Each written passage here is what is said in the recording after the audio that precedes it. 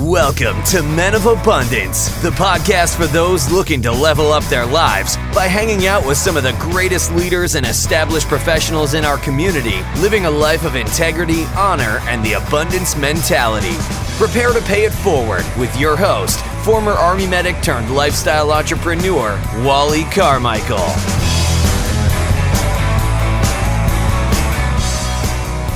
Aloha, all of you amazing, abundant leaders. Today we are talking to a man who used to deliver bread for a living. Now he's a writer and he is a lifestyle entrepreneur. If you don't know what that is, you are about to find out. Before we get started today, I'm very interested in knowing what is on your mind. I can only imagine that you're here listening to Men of Abundance because you have a strong desire to live a life of abundance, whatever that means to you. I would like to know what that is. I would like to know what's on your mind. What is your perfect example of living a life of abundance? And what do you feel is holding you back from doing that? Now, obviously, you can't answer those questions to me right here and now. You're saying it to yourself.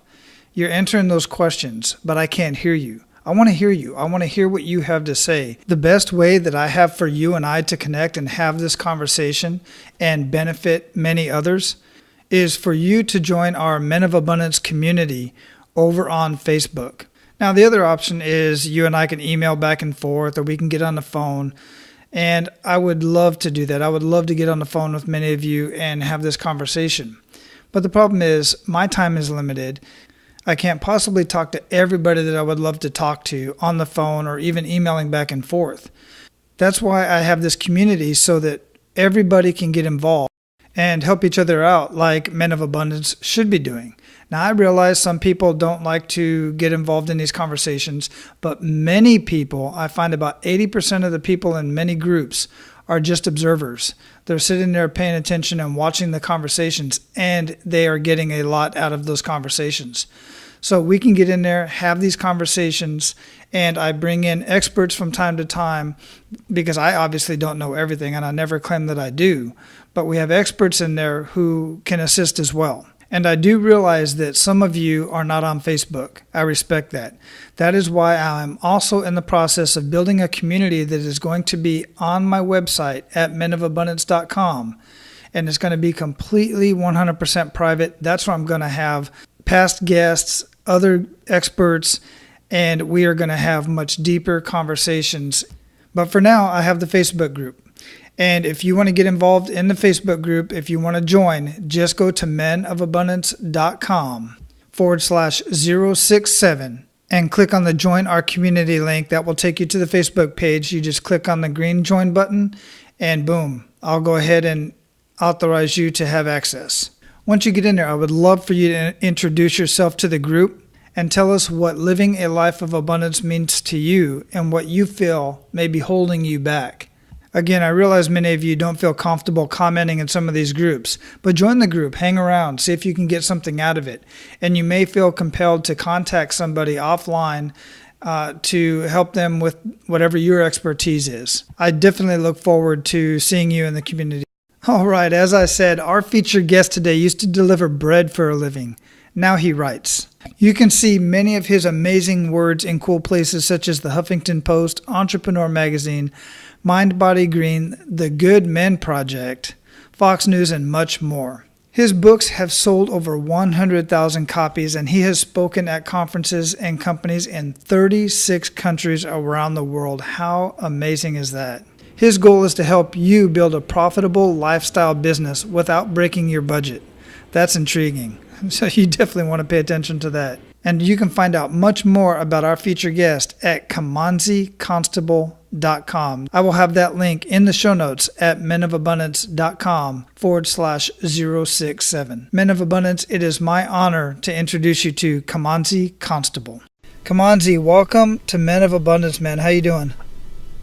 Thank you for having me, Wally. I'm pretty good. Good. Where are you at in the world? I am in Fort Lauderdale, Florida. Nice. I like Fort Lauderdale. Yeah. I've been all over Florida. I like it out there, man. It's a change for me to be in the United States for an extended period of time. Yeah, so where are you originally from? Where would you originally be? I guess the politically correct term is like I'm a digital nomad.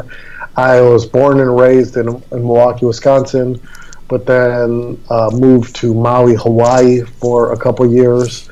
And then after that, the consulting side of my business took off. And then I started traveling to about 20 countries a year. So for the last like 2 or 3 years, I've been going to about 20 countries a year, staying for different places for 3 weeks at a time. Man, I love that. I absolutely love that. And that's part of the reason that you intrigued me in looking at what you're doing and what made me want to have you on the show, because I'm big into traveling. I love traveling. I've been to 23 countries on 5 continents, and it's just by far, to me, the best it's the best education and the best thing you can do for yourself and for your family if you can drag them along. Yeah, and you get to see things and experience things, and it opens your eyes to a lot of what's going on. It really does. It really does. Absolutely. So I like to start the show out basically the same way I start pretty much every morning, which is with an attitude of gratitude. What do you have to be grateful for today? Well, definitely that I'm alive, that I'm breathing air, that my 3 children are healthy, that I do have the opportunity to wake up and live this kind of life, have a business that supports the kind of life that I want to live, that I'm not delivering bread in 0-degree weather in Wisconsin in the winter. Definitely grateful for that, and I get to help people. That I get to help people who want to make big changes in their life and want to do something different, and being able to wake up every day and work with people and help people is definitely a blessing. And that's another reason I love the fact that you come from humble beginnings, and to doing what you're doing now. And I just find that to be such an abundant mindset to take that route. So before we got started here, I gave a very brief bio about who you are, what you're doing, and what we talked about here today. But I would like to hear it from you. I'd like to hear kind of, where you got started and a little bit about where you're going to. We're going to get into the kick in the gut moment and that pivot point, enough is enough moment for you. But I want to hear a little bit more about you. Let's get a little bit personal. Yeah, so my story probably started when I was really young, and I wanted to communicate with this girl. I can't remember. I was in 2nd, 3rd, 4th grade, and I couldn't communicate with her verbally. I couldn't talk to her because I was terrified. But I wrote her a note, and I wrote her a letter. And that little love letter that I wrote to this girl in 3rd or 4th grade really started me on a journey of wanting to become a writer. And all through, as I was a kid, I wrote poems and short stories and novels and nonfiction books and all these different things that I wrote. And I carried that love of words with me. And my grandfather kind of fostered that, because every birthday I had, he would get my brother and I books, and we'd get lost in those books. And I wanted to tell stories like that. Unfortunately, when I was 17, I grew up in a very deeply religious home. And when I was 17, my parents said that I wasn't following the rules, so they kicked me out. And at 17, I was homeless. I was living on the streets. I was going to school, and I was trying to maintain 3 jobs. And during that time, something had to give, and I need to survive. So I ended up dropping out of high school, so that I could work and I could get off the streets. And I did. I worked. I got off the streets, got some better jobs. I went back and got my GED. But at that point, my dream of becoming a writer just kind of died. And at that point, it was a matter of developing a business. I met a woman. We ended up getting married the day after I turned 18. A year later, we had our first child. And at that point, it wasn't about the dream. It was just about supporting the family. So I started a business in the service industry, in the bread industry. And I started a business that was a vacation relief service for independent bread operators in Wisconsin. And that business quickly grew to be $500,000 a year, and it was operating in 3 states. And it could have been a really good business for somebody that knew how to manage it. But me, as a cocky teenager, I did not know how to manage a business like that, and I completely mismanaged it. But the business kind of limped along for 12 years. That's what I did. And because I mismanaged a business, it meant that I was always in the business, meaning I always had to get on the bread truck every morning and deliver the bread. And so I hated what I did. But that business led me to discover podcasts. I would listen to podcasts while I was delivering bread, and it was like a whole nother world for me. I'd listen to podcasts on all kinds of topics and subjects and shows, and it was listening to those podcasts to discover Smart Passive Income with Pat Flynn and this idea of making money on the internet. I'd never even thought about that or heard that. I didn't own a computer, and all of that just seemed kind of out there, and it seemed kind of fake to me. But it was real, and people were doing it. So it got me excited. So in mid-2011, I said, enough is enough. I want to talk about what the everyday working person went through. I rediscovered my love of writing. I just started writing about what the working person went through. And I took a summer, and during that summer, while my kids would go out and they would play at the playground and do kid stuff, I was there just writing in this notebook, just writing everything that was going on, everything that's going on with the working man. And that ended up becoming my first book that I self-published later that year, called Tales of the Everyday Working Man and Woman. And I self-published this thing thinking that if I just put it on the quote-unquote internet, people would find it and they would buy it. And if you self-publish a book, anybody's listening to this, you would know nobody found it and nobody bought it. So then 2012 comes, and I realized something important. I realized that if I was going to do anything online, if I was going to make money, if I was going to sell books, whatever, I had to have an audience. I needed an audience. And that's what I did not have. I had nobody to talk to. So I spent the good part of 2012 building an audience. And that's what I did. And by the end of that year, just by focusing on building an audience, by the end of that year, I had sold 45,000 copies of I said self-published second book. It sold 45,000 copies of my 2 books. I had gotten a few opportunities when the books really started selling to come and speak about how I was marketing the books. I had people that wanted to hire me to be their coach and kind of help them with book marketing. And I had a business online that was consistently doing, for like the last 4 months a year, I was doing $5,000 a month, and that was real money. And so at that point, I decided I'm going to take a leap. I ended up selling the bread business that I had to a friend, and I started doing this full time. 2013, 2014, those were both growth years where I took progress that I had made at the beginning of the year, and I grew. And then in 2015 was kind of when things exploded. I had the opportunity to get interviewed on Pat Flynn's podcast that year. I also had the opportunity to start writing for some bigger places. Like I got to write for the Huffington Post, an Entrepreneur Magazine, Success, CBS, NBC, Fox, and Time Magazine, a lot of really prestigious publications. I started pitching and getting into a lot of these larger publications. And as I did that, the progress that I had made just took off. And as I was writing and getting more exposure and writing for all these places, I got bigger and better opportunities to come speak. I got my first opportunities to go do consulting work at some companies that were in some really cool countries. And since then, that's what it's done. So at this point, 5 years later, I'm taking you through a 5-year story here. 5 years later, my books, I'm the author of 4 books now, and the books have sold over 100,000 copies. I have spoken at conferences and companies in 36 countries. I've spoken on 6 continents. I had the opportunity to work with over 1,000 coaching clients. I got some courses, and I wake up every day doing what I love. Simply amazing. Absolutely love it. And let me ask you, I'm guessing the one continent you haven't spoken on is the frozen one, correct?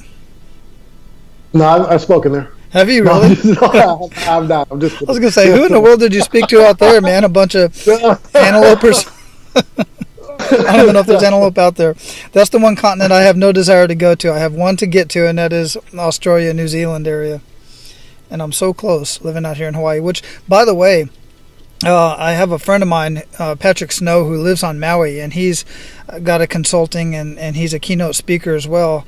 And he's told me this a couple times, is Maui is by far the worst place to live for a public speaker, for a keynote speaker, because most of his gigs are on the mainland, and he's finding himself spending more time in the air than he is on the ground, with all, Yeah, it's a good thing. He's getting a lot of gigs, but it's just hard on the, on to do all that traveling, being in the air for so long. It's worse internationally because you would think, like, even to go to a place like Japan, you would think, oh, I could just fly the other way. But no, you got to go to the East Coast or the West Coast first, pick up some more people in Seattle or LAX, and then head over there. And it's just, it is a lot of time in year. I didn't realize that you were in Hawaii. That's pretty cool. I'm on the island of Oahu. Yeah, and you can fly directly to Japan. I've flown to Japan. I've flown to Korea from here, and there are direct flights. On certain airlines, right? Yeah. I've flown, I believe it's most of the time United because I get a lot of miles that way. But one time I flew JAL, Japan Airlines. Yep. Oh my goodness, what an amazing airline to fly on. I only fly Delta and SkyTeam because I'm Diamond with Delta now. So if I fly with any other airline, it's like burning miles. I'm the same way. I've always had miles with United, and it's so nice to be able to sit in that Sky Lounge and look important. Exactly. It's a lot of fun. But anyway, so how long were you, if you don't mind me asking, how long were you homeless for? I was homeless for about a year. Wow. I have this conversation, my wife and I have this conversation quite often, because once in a while, out here in Hawaii, we have quite a few homeless, and a lot of them are veterans. And they're trying to, clean that up. They're hiring some guy to bring him in to help out with that. But, I often I have conversations. Years ago, I don't do it much anymore, but even a friend of mine had conversations with, homeless people. And I just like to ask, what got you here? What's your situation? And you just never know. You just never know where they came from. You never know what their goals and aspirations are. And quite frankly, Hawaii is a little different because to be homeless in Hawaii is not necessarily a terrible thing because the weather's almost always pretty good. There's showers on the beaches. There's natural food growing everywhere. Quite a few places with mangoes and avocado and stuff like that. But the housing here is just so expensive. There are families that are homeless here that have jobs and they have cars and they have scooters, the little mopeds. They just cannot afford the housing here, or they end up in a house with 3, 4, 5 families in one home. So my point is, in saying all that, is that you just never really know when you see somebody who's in that situation what got them there, where they came from, and where they want to be. Exactly. I remember when I lived on Maui, I remember seeing stories on the news on Hawaii News Now about they were even offering to pay for plane tickets for the homeless to leave Hawaii and to go back to whatever state that they came from. It's pretty bad situation over there. Well, yeah, and then there's the other stories on the other side of that states have given their homeless one-way tickets to Hawaii. Yeah, it's so crazy. Yeah, it is. So, what was it that got you out of that situation? What was the catapult that helped you out of that? Or was it a catapult? Was it a gradual thing? Yeah, for me, it was, I ended up getting 3 jobs, 3 minimum wage jobs, and just working those jobs hard and saving money for a period of time till I could find a cheap apartment that I could afford, and then to be able to put down the security deposit, down payment, and then eventually get off the streets. Good for you. Yeah, so just basically just hard work and doing whatever it is that you could get. Exactly. Yeah, good for you. And I say that because, and it is good for you, and I commend you for that, because I've talked to people who are, pretty much in dire straits, not homeless, but in dire straits, and I'm like, hey, I know this guy that's got this job. Well, I'm not doing that job. That's not, what I'm willing to do. Well, then, I'm sorry, I can't, if you're not willing to do whatever it takes, as long as it's legal and moral, then, I can't help you out, Yeah, I took 3 jobs, 3 minimum wage jobs that weren't what I wanted for my future, but I knew that they paid, that they would give me hours, and that they would help me get off the streets. I wanted that more than I wanted to be on the street. Right, absolutely. And what did you learn from that situation? I learned that you are stronger than you think you are, or at least that inner strength is in you. And I learned that if you're willing to do whatever it takes, you can make changes in your life. Absolutely. And also the kindness of strangers. I had a lot of people that were kind to me along the way, maybe threw me a couple bucks or something to that effect, many different times. Yeah, that's always a great help, and it's encouraging, I would imagine, as well, when somebody's willing to reach their hand out and help out like that. Exactly. So ultimately, you're doing what you absolutely love, which is writing, and it's amazing that you were able to figure that out at the what was it in fourth grade? Yeah, it was easier to write than it was to communicate with girls. Yeah, I can relate to that. Now, you said you were listening to Pat Flynn, and Pat Flynn's a huge influence of mine as well. What specifically did you get from Pat that helped you with your business? I think more than anything, he opened my eyes to what's possible and to show me that this idea of making money online is like a real thing that regular people do. So the one thing that I got from, and then also probably the quality, because Pat puts out really good quality of everything he does. He goes all out. He makes sure the quality is good and that it's solid. So I definitely learned that what's possible, and I learned about putting out the quality product. And maybe there was a lot of things along the way, like his free ebook that he has as a download for his website that showed me how to put my ebook together, my first ebook. So that definitely helped. So I'd say those are probably the three biggest things. And then he opened my eyes to other people in the space that were doing a little bit more something closer to what I'm doing.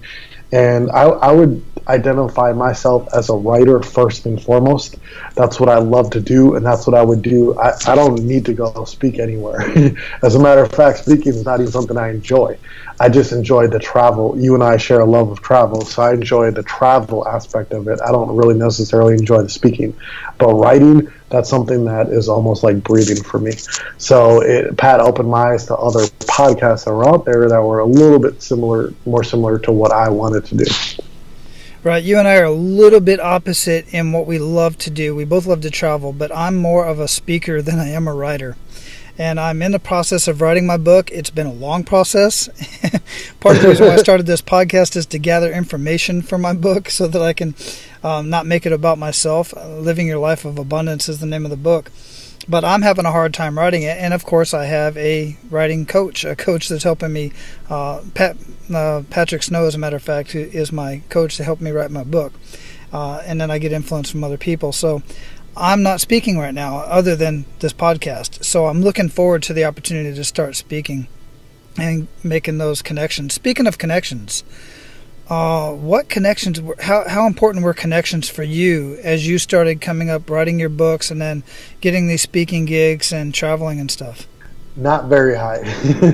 I didn't have any connections, and I didn't go after really any connections because I wanted to do it on my own, and then I wanted to prove that it could be done on my own. So a lot of what I did, selling books, building an audience, was me not so much making the connection, it was me going where the audience was. So if it was guest posting for another blogger, I'm giving them a post that you can use, a really good post. Or if it was getting interviewed on a podcast where I'm sharing my story and talking about what the working person goes through. Or then when I started writing for some of the larger media publications, it wasn't a connection there. It was simply sending in a good pitch and having that pitch be accepted, and then becoming a contributor and contributing good content on a regular basis. So connections were not a big part of anything that I did when I first started getting going. I find that very interesting, and because a lot of people that I talk to find that connections are very, very important, and I commend you for that. I just think that's amazing that you're able to do that. Yeah, connections can help you, don't get me wrong, but it also can be a crutch for you, because there's this syndrome where a lot of people think that the only way that they're going to get something or get somewhere is to connect with like an influencer or somebody like that. In the third book that I wrote, Wally, is called Stop Chasing Influencers. That's the third book that I wrote. It's called Stop Chasing Influencers, the true path to building your business and living your dream. And in that book, it's about that book is about, hey, you could connect with an influencer and it could help you blow up. Who knows? But everybody else is trying to do the same thing. Influencers get, like somebody like Pat Flynn. Pat gets like 500 emails a day 500 emails a day. It's pretty hard to break through all that and to connect with them. And instead of chasing, you should be using that time to build. And there's a lot of ways that you can build and you can grow on your own. Mm-hmm. No, that's a very good point. I'm glad that you shared that with me, because obviously I'm in a learning, everything that I do, every person that I talk to, every chance I get to talk to somebody, influencer or not, I learn from everybody, and I try to learn something from everybody, whether it's good or bad. And that is definitely something to put in the toolbox. Is I see it all the time in my circles with the podcasters. So many podcasters saying, "How can I get Tony Robbins on my show? How can I get all these influencers on my show?" And the guys like Pat Flynn and John Lee Dumas. John Lee Dumas is another top podcaster. Will tell you, don't chase the influencers. Go after the people with the interesting stories. Go after the people that your audience will resonate most with. And this is something I brought up on the show before as well, is a lot of those influencers are so far removed from where you're at in your process of writing a book or starting a business or whatever it is that you want to be, that they have the curse of knowledge, meaning they're not going to be able to share with you how to get started today, because they got started 4, 5, 10 years ago. It's different today, and the landscape is different today, so they're not going to know how to get started in most cases. So you want to get after those guys that are not really, you want to have the conversations with the guys that aren't big influencers. And that's one of the things I take pride in with Men of Abundance, is I get to talk to people who are just starting nonprofit organizations, or matter of fact, I just got an email from Kay Wilkins, who is the CEO of the of the American Red Cross of the Southern region. She's a connection that I got from somebody I just had a conversation with yesterday. I say that because I like to have conversations with a lot of different people, so that I can learn the whole gamut of my craft and where I'm trying to go with Men of Abundance. So I appreciate you sharing that again, that it didn't require a lot of influencers, and that should encourage a lot of people, because there's so many people out there trying to do so many different things, and they feel that they need that high influencer, they need that big name in their pocket. And as you're saying, as you clearly stated, and it's very obvious that they do not. No, it's possible to do it on your own. I think just like anything in life, it's a balance, having the right balance. Kimanzi, we're at the point in the show where we are going to pay it forward to Men of Abundance even more than we've done so already. You've already shared so much value. But I would like to pay it forward to Men of Abundance. You ready for that? Let's do it. Awesome. So give Men of Abundance 1 to 3 actionable steps that they can take today. 1, identify your dream. Identify what you want to do in life. Because if you don't know, then you're not going to know how to get there. And, I'm telling you to identify your dream. This is easier said than done. And some people know what it is right away. I knew that I wanted to be a writer and speaker. And Wally, sounds like he knew that he wanted to podcast and speak and maybe write a book and all that good stuff. But it doesn't happen so easily for some people. So, if money was no object and you could do whatever you want, what would that be? What would you do? And so figure that out. Identify your dream. It's the very first part of this process. I'd say 2, work on your physical fitness. So what you eat and how much you exercise, it affects how you feel, and that will affect everything else that you're going to do in your life, whether you're going to be chasing a dream or not. You should definitely work on your fitness, and it will help you just feel better, look better, have more confidence, become a stronger man. 3, definitely you should have support, because you're not going to be able to do this alone. So having some good friends or family members in your corner saying, "Hey, I'm about to embark on this pretty big, scary journey here, and I'd just like to lean on you in case something happens." 4, start mapping out the dream. What does it look like? What's it going to take to get from point A to point Z? If your dream is to do something like this, where you want to write or speak or coach, consult, you would travel the world, whatever it is. It is attainable. It's very attainable. but you have to sit down and you have to map out, what does that look like? What are the steps? Doesn't mean I have to get a website up. Okay, I got to get the website going. I got to develop a social media presence. I got to go record myself speaking so that I have a speaker reel. I have to maybe add my fees for the services that I'm going to offer. Start mapping out all the things that you need to do to get to where you want to go. And then, of course, take the first few steps, try it out, see where you need to adjust your plan, but have a plan in place that's going to set you up for success. Don't wing it. Winging it is not going to get you there. Think about 2017. What are some of the big things that you want to accomplish in 2017 and even beyond? Map those out and start setting goals for yourself and take action on those goals. And realize that along the way, you're probably going to stumble, you're probably going to fall, things aren't going to go as planned. It's all in your mindset. You know, you choose whether or not you're going to let whatever happens to you sidetrack you, derail you, or make you quit, or if you're going to get stronger and move forward. You have a choice to make. So realize obstacles are going to come and choose to move forward despite those obstacles. Yeah, excellent. I love it.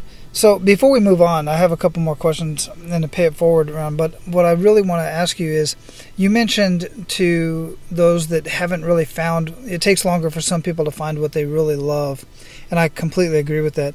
What would you say to those that feel that they have not found what they really love? What would help them along in doing that? I would say you probably want to read. There's probably a couple really good books out there that you could find and you could read. One of them that I would recommend is a book called 48 Days to the Work You Love by a man named Dan Miller. And the book isn't necessarily about finding your dream job in 48 days. It's about figuring some things out about yourself and figuring some things out about what you want to do in life. And that's one of those books that if you don't know what you want to do, it's a really good starting place to kind of help you get some things in place. Another book that I'd probably recommend is Essentialism by Greg McKeown. That's a really good book that will really help you evaluate what's important and what's not.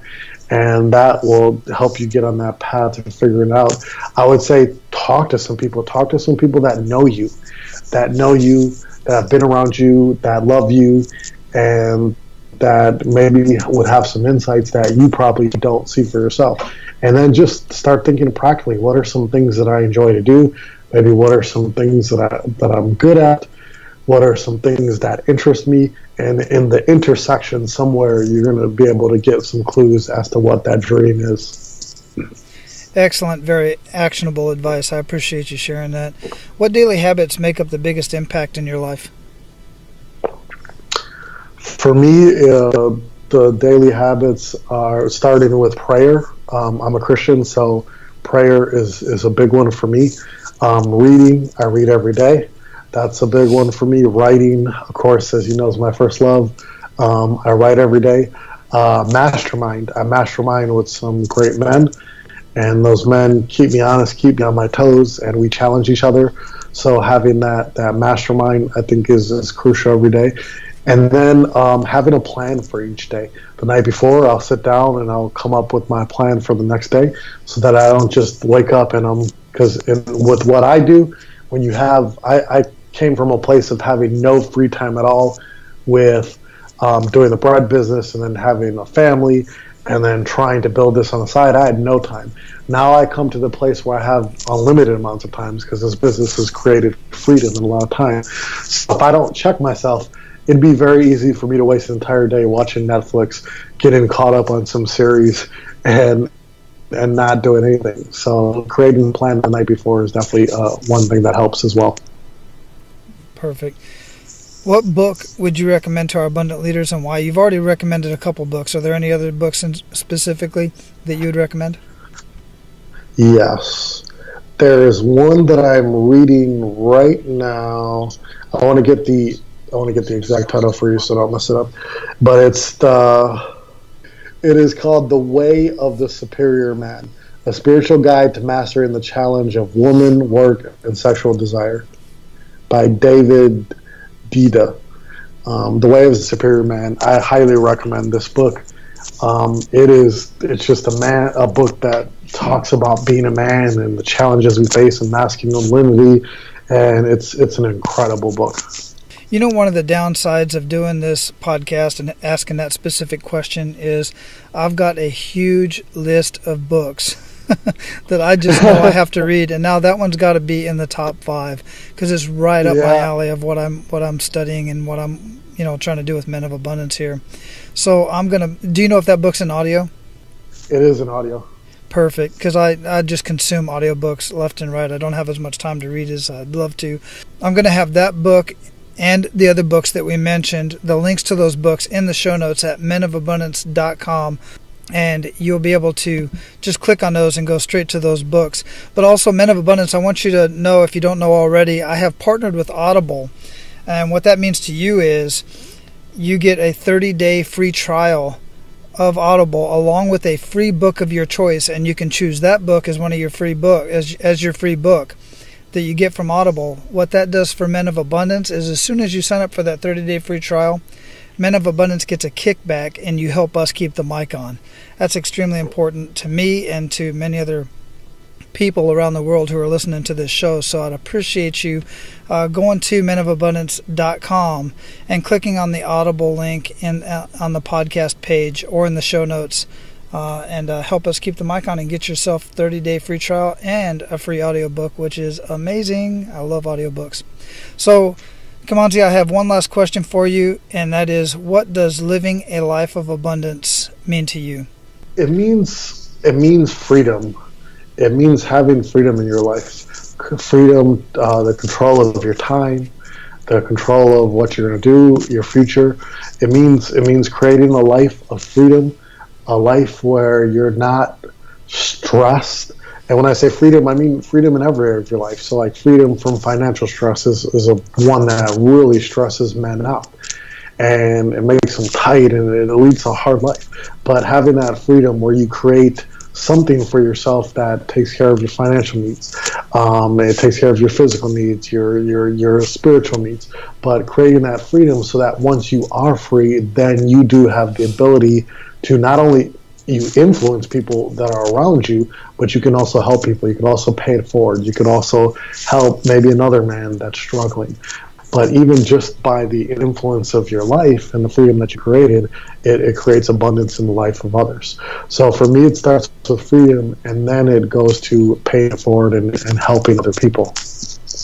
Man, that sounds like everything Men of Abundance is all about, and I appreciate you sharing that. So, Kimanzi, we're going to close this up, and before we do, you've already given us so much great information, but I'd love for you to leave us with a parting piece of guidance and any way that we can find out more about you and get in contact with you. Yeah, at the end of your life, this is in my second book, but it says, at the end of your life, you're not going to remember all the things that you bought in your life. You're going to remember and you're going to cherish the experiences that you had. So don't live life for things or material possessions. Live your life for experiences. Go out there and make amazing experiences. You're going to have some good, you're going to have some bad. I've had a good life. You've heard my story here in a 40-minute podcast, and you're probably like, wow, it sounds pretty cool. But, I had like one of the worst years of my life this year. This was a hard year. I was depressed for months. I had gone through the end of a 17-year marriage. Then I had gotten into a relationship with another woman in another country, and that turned out to be pretty bad. Business took a hit. It was a horrible year. But I still come to the end of this year smiling because guess what? The new year is right around the corner. I'm still breathing air. There's still another opportunity to make things better. There's still another opportunity to go out there and help people. So, live your life for experiences. The good ones you'll love and you'll cherish forever. The bad ones will teach you lessons, invaluable life lessons. Learn those lessons, but cherish those experiences. Don't live life for stuff, and get honest and real about what you want to do with your life and believe that it's possible, and then do something about that belief. You can find me at kconstable.com. So that's K and then CONSTABLE, kconstable.com. You'll see everything you need to know about me there. Amazing. I really appreciate that. And we'll have that link in the show notes as well. So make sure you go to menofabundance.com to get all of those links to the books and get in touch with Kimanzi and find out everything else he's doing. And by the way, thanks for sharing that last bit with us. That was very personal, and I really appreciate you sharing that. It just goes to show that even when you have it all together, stuff still falls apart. But ultimately, it's all about how you react to the things, your actions to the events that happen in your life. And as I always say, collect experiences, not stuff. You put it very beautifully there in that. So, Kimanzi, again, thanks a million. I really appreciate your time, and I appreciate you sharing all that value with Men of Abundance. Mahalo for having me, Wally.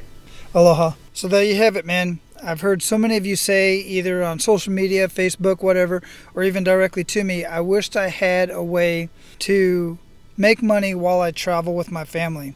How amazing would that be? There are so many ways that you can do that, and I'm trying to share some of these ways with you if that is truly what you want to do. Kimanzi Constable definitely has figured that out. He's there willing to help you. You just have to reach out to him. So make sure you do that. And again, I truly appreciate you listening to this show.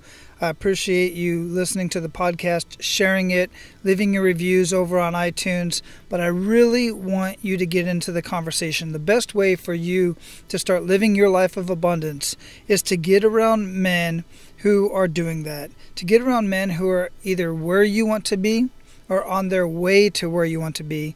And the best way to do that right now is to join our private closed Facebook group. And you can do that in this episode at menofabundance.com/067. Right there in the link under the intro to this episode, it says join our community. Click on that and then click on the green join button on Facebook and I'll give you access. I look forward to seeing you in there. When you get in there, please introduce yourself. Don't just stand by. It's better to get involved.